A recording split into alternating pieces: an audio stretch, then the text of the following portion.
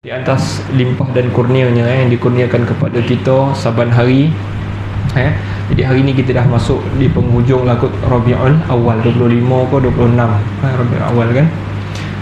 Alhamdulillah tuan-tuan yang dirahmati Allah. Jadi sebelum kita mula kitab kita ni, Syarah Al-Aqidah Al-Wasithiyah ni, sedikit peringatan lah kan.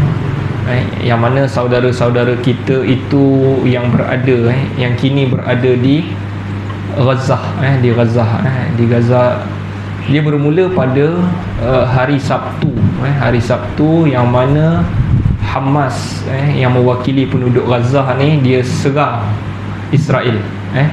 Hari Sabtu tu dia orang yang tembak Israel lebih kurang 5,000 peluru. Tembak. Lepas tembak tu dia orang masuk ke Israel dan lawan terus dan ambil mana-mana yang boleh tangkap, jadikan tawanan. Okey. Jadi pada esoknya Israel terus mengumumkan declare ataupun mengumumkan peperangan terhadap Hamas. Hamas yang mana Israel ni tuan-tuan, dia adalah Hamas ni, dia ni nak buat peluru pun susah nak buat peluru besi, nak masuk, nak buat peluru ni macam-macam unsur kan. Nak buat peluru, nak buat senapang ni, dia mesti melalui, sebab Gaza di tengah-tengah, dia tengah-tengah Israel yang keliling tu, yang dia umumkan sebagai, walaupun itu negara haram, tapi Gaza di tengah-tengah. Jadi apa benda nak masuk pun, nak buat dekat Gaza, mestilah melalui Israel kan. Jadi orang Islam di kawasan tu hanya tinggal di dua tempat sahaja, sama ada di Gaza ataupun di tebing barat, tebing barat di West Bank. Dua tu je lah. West Bank ni pun kes hari tu ni telah sikit-sikit dihalau kan. Jadi orang Islam yang dihalau daripada rumah dia, daripada tanah ni, nak pergi mana? Akan lari-lari sikit lah. Maksudnya makin kecil, lama-lama larilah keluar daripada situ kan. Tapi mereka tak keluar, mereka berkumpul penuh di Gaza. Jadi Gaza ni tak besar, Gaza ni kecil je Jadi yang duduk dalam Gaza tu 2 juta duduk dalam tu. Bayang kita menyempit-nyempit duduk dalam tu.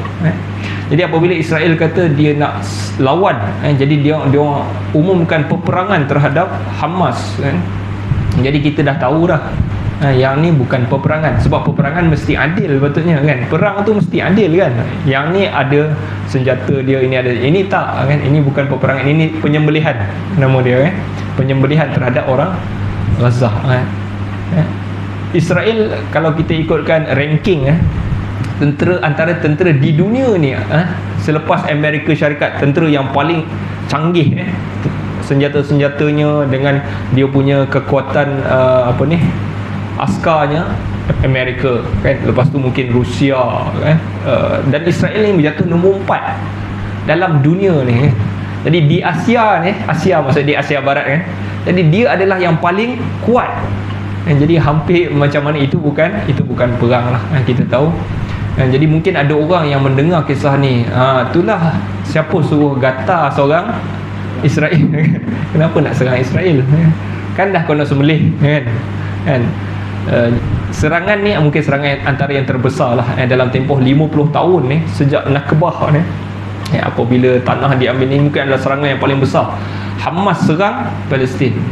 Jadi Netanyahu pada hari Ahad hari tu dia cakap, kami akan serang balik dan kami akan menang. Memanglah dia akan menang, semua orang tahu semua orang tahu Israel akan menang Dan dia bagi tahu satu lagi, kami akan buat orang-orang Hamas, dia cakap dia perang Hamas, sebenarnya dia bunuh orang Palestin. Sebenarnya dia memang tujuan dia nak bunuh. Dia kata je dia cari Hamas kan, tapi dia tembak semua orang.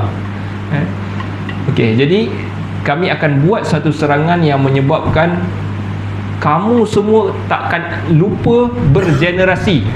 Generasi yang seterusnya bergenerasi akan ingat serangan pada nanti pada hari-hari inilah. Jadi dia telah menyerang dengan dahsyatnya lah tuan-tuan. Jadi kita pun akan tertanya-tanya lah kan, siapa suruh serang kan dah kono. Serang ni kita kena faham tuan-tuan, serangan ini bukan sebab dia orang nak ngada-ngada nak serang kan. Dia orang dah ditindas begitu lama kan. Bayang tuan-tuan, kita tengah duduk rumah kita kan, kita tengah menjahit ke, tiba-tiba datang orang, kau tutup rumah, keluar kau daripada sini, rumah kau dan tanah kau semua milik kita kan. Kita dihalau macam tu ya kan, sekian lama, hampir 100 tahun, hampir 100 tahun dia orang buat macam tu. Orang-orang Yahudi ni datang ke Gaza ni, datang ke Gaza, datang ke Palestin, datang ke Palestin. Palestin besar kan? Siapa yang bawa? Orang-orang British. Mula-mula ketika mana Empire British tengah jajah kita, Malaysia, jajah, waktu tu dia bawa orang-orang Israel yang telah ramai di Eropah. Dia angkut orang Eropah pun dulu ni tak nak orang Israel ni tuan-tuan. Di Jerman, sebab tu ada kisah di Jerman yang Hitler bunuh dia orang ni perang, tak suka, orang Eropah tak suka. Jadi British konon-konon macam nak bela Israel ni, ambillah, kutiplah Israel ni, bubuhlah dekat Palestin. Bila bubuh orang Palestin, sebelum daripada kedatangan Israel ni, mereka hidup aman, damai. Yang duduk di Palestin ni semua agama, 3 agama utama ni lah, Islam, Kristian, Yahudi. Ada juga Yahudi sebelum Israel ni dah ada agama Yahudi. Tapi yang bawa ni meramaikan orang-orang di Palestin ni, orang Israel di Palestin ni, orang Palestin terima dengan hati yang terbuka, hati yang terima kan. Jadi apabila dia start terima, dan British ni memang perangai buruk dia tuan-tuan. British ni kalau kita dengar balik, macam British ni macam hero. Kalau sebahagian orang baca sejarah, British ni macam hero lah kan, dia lah bagi kita kemerdekaan. No, British perangai dia teruk. Dia suka ambil orang lain dan jadikan, bagi bantu orang tu sampai orang tu jadi tuan. Dia ambil orang luar, dia bantu orang tu, dia bagi macam-macam sampai orang tu jadi tuan. Kalau kita perasan apa yang berlaku di negara kita pun hampir-hampir sama lah. Kalau kita perasan kan, dia ambil orang tu, bubuh dekat Pekan, dia bubuh orang Melayu dekat kampung kan. Itu perangai dia. Dan itu juga Israel, British buat kepada Israel ni. Dia bantu Israel, dia bagi, okey kau duduk sini, dia bagi kawasan kan, kau duduk sini lepas tu dia bagi orang ni bantuan, sampai Amerika pun bagi senjata, British tolong sampai dia kuat. Dan akhirnya apabila dia start kuat, dia mula rampas tanah-tanah orang Palestin. Jadi serangan yang dibuat ini kita tak boleh kata itulah siapa suruh seorang, tak boleh lah sebab ini dia orang ditindas setiap hari. Yang terakhir hari itu di Sheikh Jarrah. Sheikh Jarrah ni di Tebing Barat. Dia ambil tanah macam tu je kan, menangis-nangis orang tu kan, nak duduk mana kan, kita dah elok-elok ada rumah, ada tanah, tiba-tiba orang ambil, kita nak duduk mana tuan-tuan? Nak duduk surau kan, ponek kan, tak tahu nak duduk mana. Itulah yang berlaku tuan-tuan. Jadi apabila kita baca berita-berita macam ni kan, tambah-tambah hari ni adalah hari yang 1, 2, hari yang ketiga lah kot Israel serang ni kan. Bila kita baca je berita, kita rasa macam kita tak boleh nak buat apa tuan-tuan. Kita tak boleh nak buat apa. Kadang-kadang kita Allahu Akbar kan, kesian kan, kesian ni, itu saudara kita tu yang ditembak macam tu je. Kalau kita tengok kelengkapan mereka itu ada segala-gala senjata Israel kan, apa saja dia orang tak ada, semua dia orang ada kan. Kalau dia orang tekan je button peluru, tembak, hancur. Satu. Dan Gaza ni bila kita kata dia adalah penduduk dia sempit rapat-rapat duduk. Jadi jalan pun tak berapa ada di Gaza ni, sebab jalan tu sempit. Bangunan jalan sikit di tengah-tengah, bagi lopeh kereta je lopeh motor, lopeh kereta. Jadi kalau Israel tembak, mana-mana tembak dekat, confirm kena punya. Confirm kena. Orang tak boleh nak menyorok, memang akan kena. Jadi bila kita buat macam tu, bila kita baca berita macam ni, kita rasa sedih dan kita tak boleh nak buat apa-apa. Sebab kita kalau kita masuk campur kan, nanti kita sekali diisytiharkan, perang dengan kita pun berperang pula. Jadi kita terpaksa serahkan orang yang terhampir, iaitu mungkin adalah orang-orang di sekitar kan. Dan bila berlaku macam ni, kita sedih bila orang Islam Sunni kan, orang-orang yang dikata sunnah ni tadi, tak buat apa-apa. Yang sokong, yang nyatakan sokongan Hizbullah, Syiah yang nyatakan sokongan kepada Palestin. Hizbullah Lebanon, Syiah sokong Palestin, dia tembak dekat Israel kan. Maksudnya dia orang ni kan, tang ni dia orang lobby Kita orang sunnah semua, sunni ni kan, yang majoriti orang Islam di dunia ni adalah sunni. Yang Syiah ni, Syi'i ni tak ramai kan? Iran, adalah Iraq sikit, Lebanon, yang tu kan. Yang lain semua sunni. Tapi sunni semua diam. Yang berani adalah Syiah kan? Syiah jadi hero. Okay. Jadi apabila apa yang saya nak anjurkan kat sini tuan-tuan adalah mungkinlah kalau kita boleh untuk kita apa yang sunnah Nabi SAW ajar adalah kita melakukan bila kita rasa hopeless, tak boleh nak buat apa kan. Apa yang Islam ajarkan kepada kita adalah kunut nazilah. Kunut nazilah yang berlaku, yang saban tahun kita berkunut. Kadang-kadang apa yang Nabi SAW buat apabila dia hantar ambassador duta kan, Nabi hantar kepada satu golongan untuk mengajarkan agama. Orang tu, kaum ni minta kepada Nabi satu duta untuk ajarlah kami agama. Nabi hantar dan dia bunuh. Nabi macam tak boleh nak buat apa. Nabi doa kunut nazilah. Dan bila ada tempat-tempat yang Nabi hantar dan dia tangkap, Nabi pun tak boleh nak buat apa. Nabi kunut nazilah. Jadi bila nak dilakukan kunut nazilah adalah pada rakaat terakhir solat fardu. Solat fardu.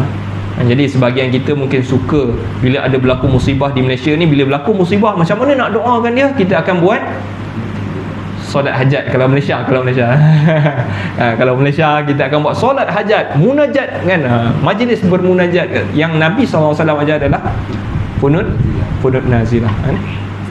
Kunut nazilah iaitu setiap solat fardu kita rakaat terakhir itu kita rukuk, rakaat terakhir itu rukuk dan bangkit membaca kunut nazilah. Kunut nazilah tidak ada lafaz yang tertentu. Antara Nabi apabila dia kunut nazilah, diriwayatkan dia baca Allahumma anjil Walid bin al-Walid. Ya Allah bebaskan Al-Walid bin Al-Walid. Al-Walid sahabat kan. Dia baca macam tu je. Jadi tak adalah mesti bismillahirrahmanirrahim. Tak mesti. Jadi terus Allahumma anjil Walid bin Al-Walid. Allahumma alaika dan sebagainya lah. Riwayat-riwayat yang macam-macam berkenaan dengan kunut nazilah. Jadi tidak ada spesifik lafaz. Boleh saja untuk kita berdoa. Jadi itulah anjuran kita kalau kita solat secara berjemaah ke, ataupun kalau kita berada di rumah ke, kita boleh mengadakan kunut nazilah. Tapi yang syariatnya ada yang digalakkan lah, bukanlah disyariatkan kan. Dia mesti taklah kan, dia disunatkan untuk kita mengadakan kunut nazilah. Tuan-tuan yang dirahmati Allah sekalian, jadi kita nak patah baliklah kitab kita yang kita nak mengaji ni, nama dia Syarhul Aqidah Al-Wasithiyah. Kita sampai pada tajuk yang hari tu yang terakhir adalah sifat cinta, sifat cinta mahabbah, yang mana penulis asal sebelum disyarahkan dia letakkan satu topik iaitu mahabbah, sifat cinta, iaitu Allah Subhanahu Wa Taala ada sifat cinta. Sabit bagi Allah Ta'ala sifat sayang, cinta, mahabbah maknanya cinta, sayang, suka. Jadi sabit Allah Ta'ala itu dia boleh sayang, dia boleh suka, dia boleh cinta. Jadi jangan kita tolak macam sebahagian ahlul kalam, termasuklah, minta maaf untuk cakap, Asy'ariyah. Juga Asy'ariyah ni tuan-tuan adalah mazhab mainstream di Malaysia. Di Malaysia ni majoriti kalau kita tanya akidah kau macam mana, Asy'ariyah dan Maturidiyah kan. Asy'ariyah Maturidiyah. Okey. Majoriti mereka juga menolak, maksudnya kalau betul-betul awak ikut ajaran Asy'ariyah itu, mereka menolak Allah Taala boleh bersifat dengan sifat cinta, sayang, suka. Tak boleh. Bagi mereka tak boleh kerana sifat-sifat ini sifat-sifat ini macam tak dengar pula. Ni kat luar tu. Tutup yang luar. Okey. Sifat-sifat ini adalah sifat yang bagi mereka dia macam sifat makhluk. Sifat makhluk. Tak boleh Allah Ta'ala bersifat macam ni. Jadi mereka tolak sifat ni.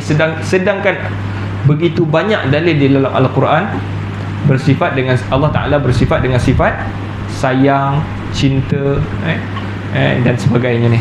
Baik. Jadi kita hari tu yang terakhir kita belajar adalah sifat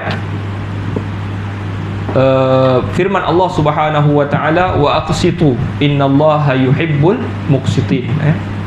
Jadi kalau siapa yang kita Arab boleh cari mahabbah pada dalil ni, wa aqsitu innallaha yuhibbul muqsitin. Maksud dia, dan berlakulah adil.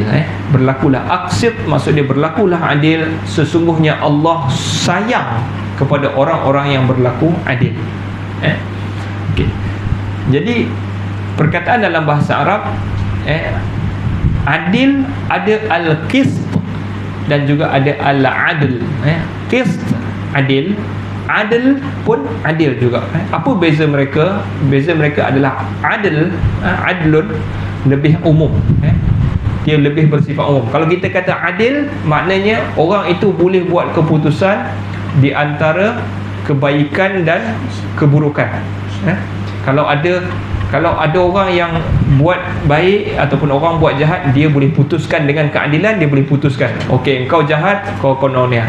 Kalau orang baik ni, jadi adil lebih umum. Sedangkan al-qist ini hanya cerita tentang berlakulah adil pada benda-benda yang baik. Itu maksud al-qist ni dalam firman Allah Ta'ala ni. Contohnya apabila kita membahagi-bahagikan harta ke, jadi kita berlaku adil tu umum sangat. Qist ni kalau benda-benda macam tu kita berlaku qist. Benda-benda yang lebih spesifik kepada kebaikan, adil. Qist, perkataannya adalah qist. Okey. Dan yang terakhir itu kita bincang apabila kita tahu Allah Ta'ala bersifat dengan sifat sayang ni. Allah Ta'ala dalam Quran tu banyak Allah sayang ni, Allah sayang ni. Jadi kita nak tahulah apa yang Allah Ta'ala sayang. Jadi firman yang pertama, Allah sayang dengan orang-orang yang berlaku adil. Jadi kita dah bincangkan juga, apabila berlaku adil, yang pertama sekali kita kena fikir kepada Allah Subhanahu Wa Taala. Apa yang kita adil dengan Allah Ta'ala? Ingat tak? Jadi apa bendanya? Banyaklah contohnya. Antara Allah Ta'ala bagi kita nikmat, kita kena macam mana nak berlaku adil dengan nikmat Allah yang banyak yang kita dapat? Kita syukurlah. Syukur dah kita, Eden memang sehat sebab saya memang setiap pagi jogging. Belum tentu lagi, belum tentu. Allah yang bagi. Syukur, alhamdulillah Allah Ta'ala masih kurniakan sehat dan sebagainya. Itu dengan Allah Ta'ala. Lepas tu dengan manusia pula kita bincang juga hari tu. Yang pertama sekali manusia. Manusia bagaimana kita nak berlaku adil kepada manusia. Kita buat, antara benda yang kita bincangkan adalah kita buat balik macam mana kita suka orang lain buat dekat kita. Itu kan, kita tak suka orang tengking-tengking gitu kan, cakap tinggi-tinggi dengan kita. Kita jangan cakap tinggi dengan orang kan. Budak-budak esok dia lebih kurang kita. Sebab apa? Sebab kita lebih kurang dengan dia orang. Jadi itulah cara kita bersikap adil. Begitu juga dengan anak-anak. Anak-anak apabila kita bahagikan harta kan, ada anak ni, kita memang anak ni kadang-kadang memang ada yang favourite kan. Kalau ada 5 orang, 6 orang, memang akan ada favourite kita. Tetapi boleh tak yang favourite tu kita beri lebih daripada orang lain kan? Tak boleh tuan-tuan. Okey, jadi kena adil lah. Kena adil. Apa lagi? Isteri-isteri. Yang last kali itu isteri-isteri tuan-tuan. Ingat isteri. Yang lain kita bincang sebelum kita tutup minggu lepas. Bukan minggu lepas lah kan? Minggu lepas. Isteri-isteri. Jadi kalau isteri seorang ni kita beri cincin ke, kita beri golang dekat dia ke, yang kedua yang baru ni kita beri, yang lama pun kena beri. Jangan kita kau dulu marin dah dapat banyak dah, tak boleh. Kan kita cerita pada hari tu kan, dia masuk dalam family tu, okey, sama. Tak boleh lah kita kira yang dulu-dulu tu. Okey, dan yang terakhir, yang dalam topik ni yang terakhir adalah berlaku adil kepada diri sendiri. Diri sendiri. Okay, jadi apabila diri sendiri ni, kita juga kena berlaku adil terhadap diri kita. Sebahagian kita ni tuan-tuan, bukan sebahagian lah, saya ingat majoriti orang, apabila dia suka buat benda tu, dia cenderung dengan benda tu, dia akan buat benda tu je. Contohnya orang tu dia rumah kojoh kan, kojo je, sampai dia lupa keadilan terhadap diri dia. Dia ada kadang-kadang diri ni ada tanggungjawab, ada anak, ada bini, ada mak, ada ayah, kan? Apa lagi? Macam-macam tanggungjawab, kan? Ada juga ibadat. Jadi dia kurangkan yang anak-anak dia kurangkan sikit, bini dia kurangkan, dia kurangkan ibadat dia, hanya nak fokus pada kerja. Ini juga tidak berlaku adil. Itu kalau kojo. Kalau dia ni rumah berpersatuan pula, kan? Persatuan tu lah, orang tak datang lagi, dia dah datang dah, kan? Dia dah datang. Patutnya pagi-pagi tu tolonglah buatkan makanan, bolikan makanan untuk anak. Tak, dia dia keluar dulu, kan? Pandai kau nak hidup, persatuan dulu, kan? Yang tu juga masalah. Itu juga tidak berlaku adil, ekstrim. Sebahagian kita, bukan sebahagian, majoriti kita memang bersikap ekstrim. Kita mesti ada benda yang kita lebihkan, kan? Daripada kita akan kurangkan yang lain. Yang tu tak adil. Apa lagi? Keluarga. Ada orang yang suka dengan keluarga dia je. Jadi keluarga dia ni lah yang dia fikir segala-gala, kan? Keluarga dia yang pergi cuti, pergi makan angin, pergi apa, kojo semua lantak lah kau, kan? Yang ponti dan pergi makan angin. Yang tu juga ekstrim. Hatta tuan-tuan, hatta ibadat. Ada orang, sebab tu orang-orang apa yang melakukan ibadat ni, tuan-tuan, kalau dia suka sangat ibadat hingga kepada Allah Ta'ala pun tak boleh. Maksudnya ibadat dia hanya fokus ibadat. Lepas tu bini kau sakit perut kau, anak lantaklah kau, dan solat, dan solat dan zikir, dan tak boleh. Yang ni juga dilarang oleh Nabi SAW, seperti mana hadis yang diriwayatkan al-Imam al-Bukhari. Datang 3 orang tu. Hadis ni popular lah. Ja'a thalathatu rahtin ila buyuti azwajin Nabi. Datang 3 orang ke rumah isteri-isteri Nabi. Fayasaluna an ibadatihi. Dan 3 orang ni pun tanyalah isteri-isteri Nabi ni bagaimana Nabi beribadat di rumah. Lepas falamma ukhbiru ka'annahum taqalluha. Apabila diberitahu, isteri-isteri ni pun bagi tahu. Tak bagi tahu isteri mana. Isteri pun bagi tahu Rasulullah malam-malam dia ibadat dia, pagi macam ni, petang macam ni, malam macam ni, kan? Bila diberitahu kepada 3 orang ni, 3 orang ni kata, macam sikit ka'annahum taqalluha. Dia kata Nabi tak banyak, sikit. Lepas itu apabila Rasulullah SAW balik ke rumah, diceritakan benda ni kepada Nabi, isteri Nabi ceritalah balik, ada 3 orang tadi. Bila bagi tahu, dia rasa macam sikit. Nabi cari balik 3 orang ni, Nabi tanya kepada mereka, antumul ladzi qultum kaza wa kaza. Korang ke yang duk cakap tadi macam tak ada apa tadi tu, sikit tu? Lepas tu Nabi bagi tahu, lepas sebelum daripada tu, apabila diberitahu tu, dia cakap kepada isteri Nabi, lepas dia kata sikit tu, dia kata ana usallil lail wala arqud. Aku akan bangkit sepanjang malam dan aku tak tidur malam. Aku nak solat sepanjang malam. Ada 3 orang, kan? Yang pertama nak solat sepanjang malam. Yang kedua pula khabar, wa ana asumud dahra wala uftir. Dan aku akan berpuasa sepanjang tahun. Tak ada hari yang tak berbuka, tak ada hari yang tak puasa. Setiap hari puasa. Dan yang ketiga khabar, wa ana a'tazilun nisaa wala atazawwajuha. Dan aku akan pisahkan diri aku daripada perempuan, dan aku tak akan kahwin lah. Maknanya kalau aku kahwin nanti ganggu, kan? Ganggu aku nak kena layan lah, apalah, kan? Merajuk lah, apalah. Tak ada lah. Itu tambahan, betul. Okey. Jadi 3 ni kata macam tu, dan Nabi pergi kat balik, Nabi kata, korang ke yang kata macam ni? Nabi kata, Nabi kata, sesungguhnya inni la akhsyakum indallahi wa atqakum lah. Sesungguhnya aku di kalangan korang ni, aku yang paling takutkan Allah, dan akulah yang paling menjaga diri terhadap Allah. Akulah yang paling bertakwa. Walakin, tapi Nabi kata, usalli wa arqud. Aku salat malam dan aku tidur. Wa asumu wa uftir. Dan aku puasa, dan ada hari aku puasa, dan ada hari aku tak puasa. Wa atazawwajun nisaa. Dan aku juga berkahwin dengan perempuan. Nabi kata, faman raghiba an sunnati. Sesiapa yang berpaling daripada sunnah aku, falaisa minni. Dan dia bukan di kalangan aku. Jadi ekstrim ni boleh datang macam-macam bentuk, sehingga macam ibadat pun dia nak ekstrim. Sebab itu pentingnya ikut sunnah Nabi SAW. Penting. Penting. Jadi jangan kita rasa Nabi buat sikit. Sebab apa? Apabila kita tak ikut, kita cuba buat tambah, ataupun kita cuba create benda yang baru, kita macam rasa Nabi tak cukup ajar kita. Sedangkan Nabi kata yang ni yang patut korang ikut, jangan menambah-nambah. Okey, jadi itu adalah bersikap adil terhadap diri sendiri. Baik, satu lagi perkara yang difokuskan kepada penulis adalah satu hal yang harus tetap diwaspadai. Ada sebahagian orang yang mengganti keadilan dengan persamaan. Ini adalah kesalahan. Persamaan tidak bisa dikatakan sebagai ganti keadilan, tuan-tuan. Jadi sebahagian orang dia rasa adil itu adalah sama, kan?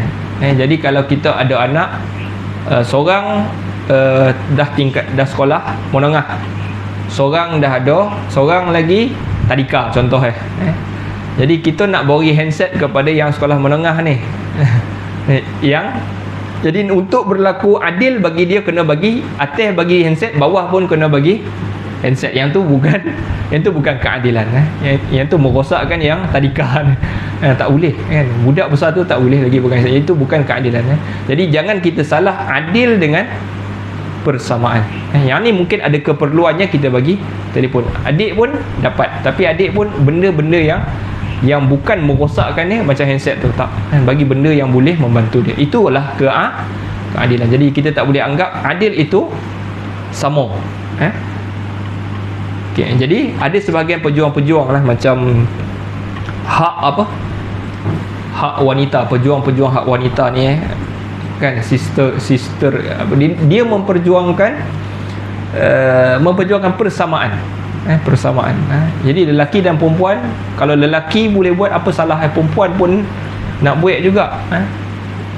Boleh kau kita samakan? Tak boleh, tentulah tak boleh. Sebab Allah Ta'ala tak jadikan kita sama. Tak sama. Jadi adalah benda-benda yang boleh kita sama, tapi bukan semua benda. Bukan semua benda boleh kita samakan. Kalau bekerja pun tak sama, tuan-tuan. Lelaki kalau dalam setahun tu dia kerja berapa bulan? Banyak bulan dia kerja. Kadang-kadang orang perempuan ni kalau dia muda lagi, baru kahwin lagi, setahun tu dia 3 bulan tu dah habis, kan? Bersalin, pantang semua dah tak cukup, kan? Jadi macam mana yang nak kata sama, kan? Tentulah tak sama. Okey, tapi taklah, kita tak adalah nak menafikan hak dia. Kalau dia layak, silakan. Tapi kalau nak samakan, tak mungkin. Tak mungkin. Jadi Islam bukan agama persamaan, tapi Islam adalah agama yang menyuruh kepada keadilan. Dia bukan suruh kepada samakan semua benda, tak. Dia suruh kepada keadilan. Tak ada dalam Al-Quran suruh samakan, tak ada. Yang ada hanyalah adil. Innallaha ya'muru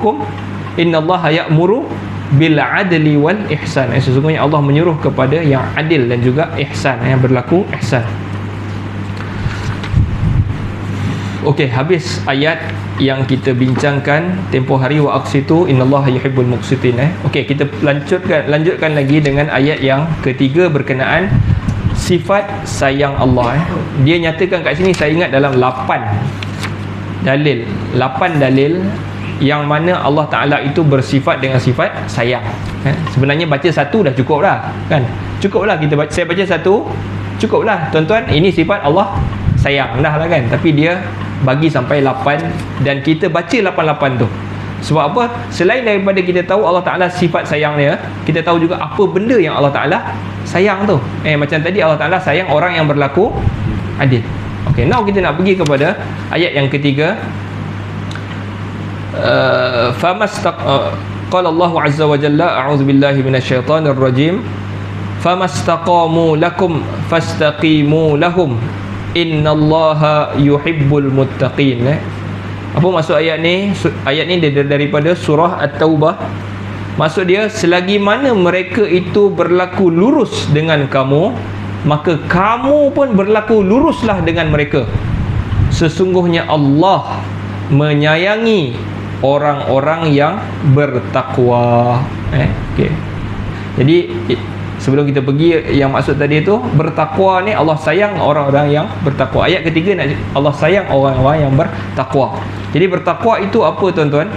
Kalau kita kata bertakwalah kepada Allah, kan kalau kita khutbah selalu dengar kan, takwalah kepada Allah, sebab pesanan takwa itu menjadi salah satu rukun di dalam khutbah. Sebab tu dia kena pesan kepada takwa, ittaqullah, kan. Jadi apa itu takwa? Takwa adalah seseorang yang cuba jaga diri dia daripada termasuk daripada larangan Allah. Dia jaga diri dia, itu maksud takwa. Jaga, kita cuba protect diri kita daripada langgar apa yang Allah Ta'ala telah sempadankan, hadkan. Allah Ta'ala, ini hududullah, tilka hududullah, ini adalah had-had Allah. Jadi kita jaga diri kita jangan sampai langgar. Itu takwa. Itu maksud takwa. Selain daripada langgar sempadan yang Allah Ta'ala tetapkan, dia juga jaga diri dia daripada masuk ke dalam api neraka. Itu maksud takwa. Jadi Allah Ta'ala sebut Allah suka dengan orang-orang yang jaga diri dia ni, jaga diri dia daripada termasuk daripada larangan ataupun azabnya. Okey. Jadi cerita apa tadi? Famastaqamu lakum fastaqimu lahum. Selagi mana mereka berlaku lurus dengan kamu, kamu pun berlaku lurus dengan mereka. Jadi kalau saya tengok asbabun nuzul ayat ni, sebab ayat itu turun banyaklah. Di antaranya dikatakan apabila Nabi tawan kota Mekah tu tuan-tuan, kan. Tawan kota Mekah, Nabi kata siapa yang masuk ke rumah sekian-sekian, masuk rumah Abu Sufyan, dia selamat. Jadi orang-orang ni sepatutnya Nabi dah tak payah bagi can lah dekat dia orang. Sebab dia orang dah melampau atas Nabi lama. Sampai perang Ahzab tu dia orang serang Nabi betul-betul punya. Tapi bila Nabi buka, Nabi bagi can dekat dia orang. Bagi can dekat dia orang. Jadi apabila orang-orang yang Nabi bagi can ni, kalau mereka betul pegang dengan janji mereka, masuk rumah, korang selamat dan korang selamat, dan korang pun tak akan bertindak keadaan kami. Selagi mana mereka berlaku lurus dengan kamu, wahai Muhammad, kamu pun berlaku luruslah dengan mereka. Kalau dia tak cabar kau, kalau dia tak cuba untuk buat apa-apa kepada kau pun jangan buat kepada mereka. Sedangkan Nabi tak perlulah untuk bagi can pun. Tapi Allah kata innallaha yuhibbul muttaqin. Allah suka dengan orang-orang yang menjaga diri mereka, menjaga diri mereka daripada langgar perintah-perintah Allah. Itu ayat yang ketiga.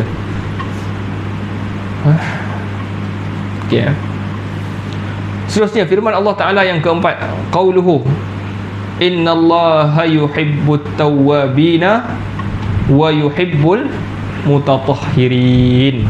Sesungguhnya Allah sayang kepada orang yang bertaubat, kepada orang-orang yang bertaubat, wa yuhibbul mutatahhirin, dan Allah suka ataupun sayang kepada orang-orang yang berusaha membersihkan dirinya, berusaha untuk membersihkan dirinya.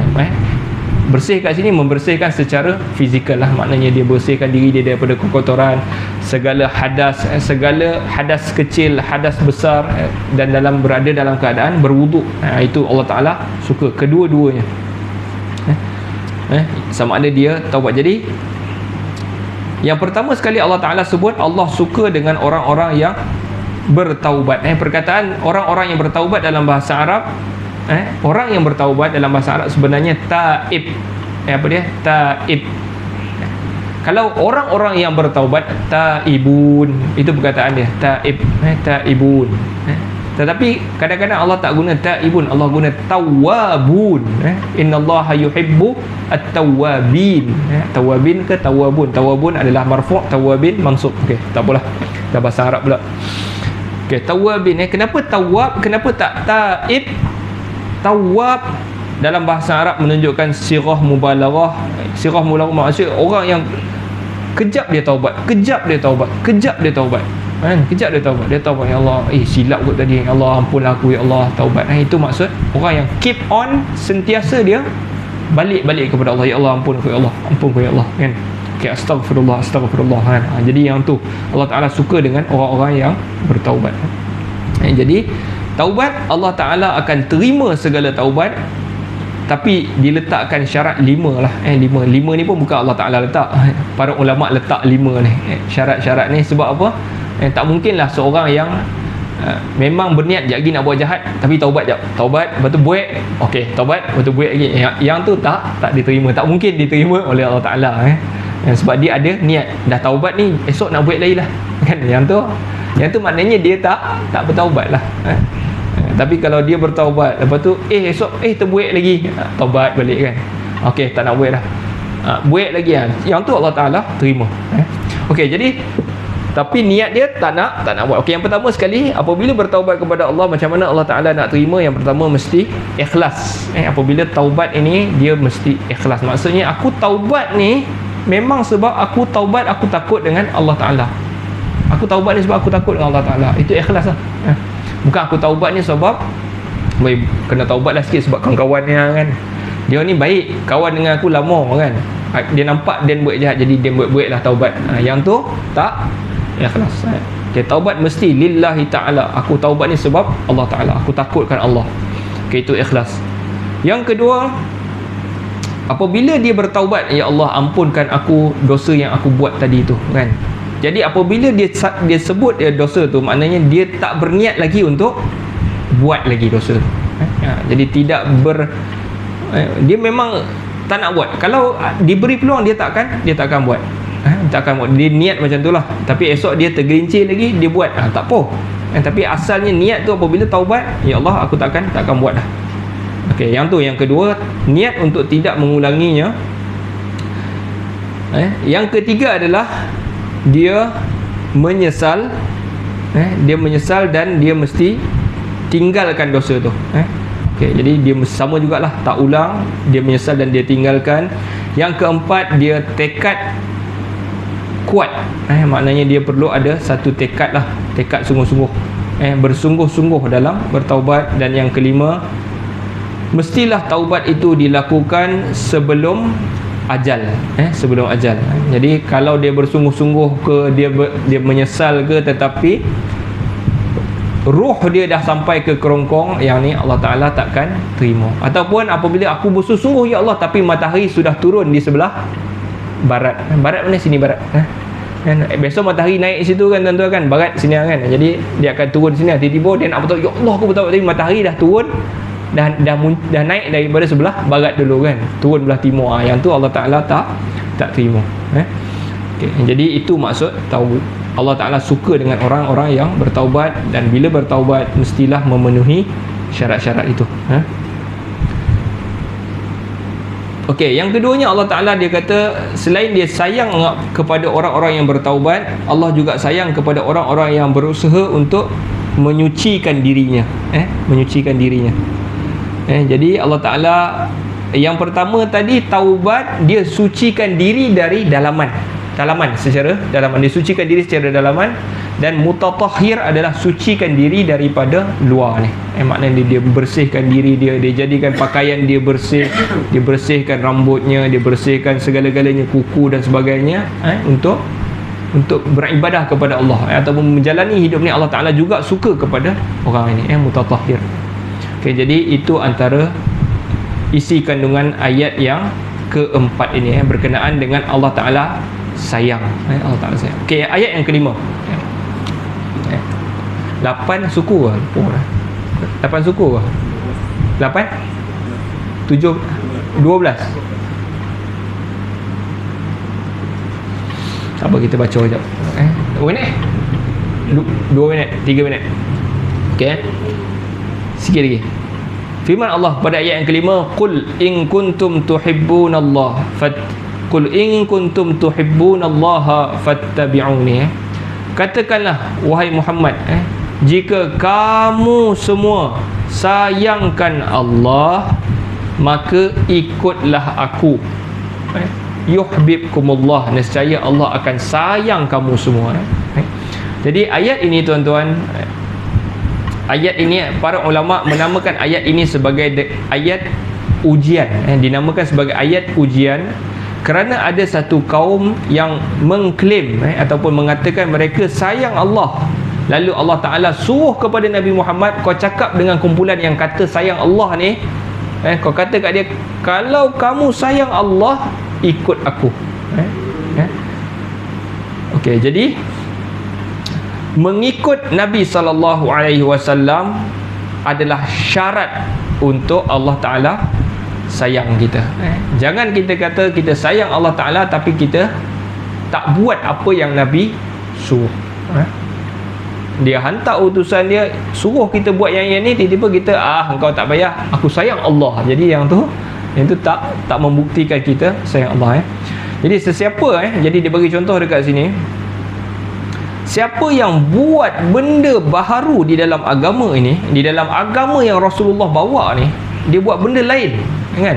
Nabi dia buat ni, dia kata tak payah ni, kita buat benda yang lain, yang bukan datang daripada Nabi, lalu dia berkata aku mencintai Allah dan Rasulnya, maka kami mengatakan dia adalah pendusta. Ini adalah dusta.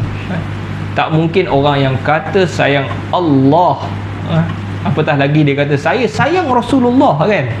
Ini kalau kata sayang Allah, Nabi kata suruh ikut dia. Tapi yang ni, yang kita di Malaysia ni mungkin juga berlaku, kami cinta Rasulullah tapi buat bukan satu benda pun tak ikut. Adalah ikut Nabi, tapi benda-benda yang dia nak ketengahkan tu semua tak ikut Nabi. Yang ni juga golongan yang sepatutnya dia kena berfikir balik lah, betul ke dia sayang Rasul. Apabila kita kata kita sayang Rasul, mesti ada dua benda lah. Kalau kita kata kita sayang Rasul, dua benda. Yang pertama, kita rasa rindu. Macam mana kita sayang dengan seseorang, tuan-tuan? Sebab Nabi ni manusia, kan? Jadi kita boleh tunjuk macam mana kita nak sayang. Kalau kita sayang kat orang tu, apa kita nak? Kita rasa nak jumpa dia, kan? Rindu lah nak jumpa lah dengan Nabi. Ataupun rindu lah aku baca sirah ni, aku rasa macam dan kalau dapat bercakap dengan Nabi, yang tu perasaan cinta itu datang, atifah dipanggil. Jadi itu yang pertama. Apabila kita kata kita sayang Rasul, perasaan cinta tu ada, yes, kita sayang dengan Rasulullah. Dan yang kedua, dia juga mesti ada ittiba'. Ittiba' maknanya ikut. Kalau Nabi buat ni, kita rasa nak buat benda tu. Kalau kita tengok lain daripada yang Nabi buat, kita rasa tak seronok rasa.